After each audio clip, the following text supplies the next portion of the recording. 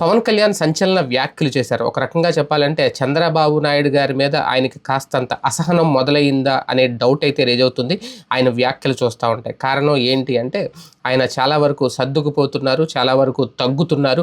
అదే విషయాన్ని ఆయన చెప్పారు. అంటే బాబు గారు మీకు దండం అనే మాట అయితే చెప్పలేదు, కానీ మధ్యవర్తిగా ఉంటే ఎంత నష్టపోతామో తెలిసొచ్చింది అంటూ ఆయన చేసిన వ్యాఖ్యలు ఏవైతే ఉన్నాయో, అటు బీజేపీ బాగానే ఉంది, ఇటు టీడీపీ బాగానే ఉంది, నష్టపోయింది మనమే అంటూ ఆయన ఇండైరెక్ట్గాను డైరెక్ట్గాను కూడా చెప్పేశారు జన సైనికుల ఎదుట. ఒక రకంగా పవన్ కళ్యాణ్ గారి మంచితనం జన సైనికులు అర్థం చేసుకోవాలి. అదే నేపథ్యంలో రాజకీయాల్లో ఏ పార్టీ అయినా రాజకీయమే చేస్తుంది తప్ప త్యాగం చేయదు. ఆ త్యాగం చేసే పార్టీ ఒక్క జనసేన అనేది ఆయన చెప్పకనే చెప్పారు. జన సైనికులకు కూడా అదే అర్థమైంది. మరి భవిష్యత్తు ఎలా ఉండబోతుంది జనసేనది?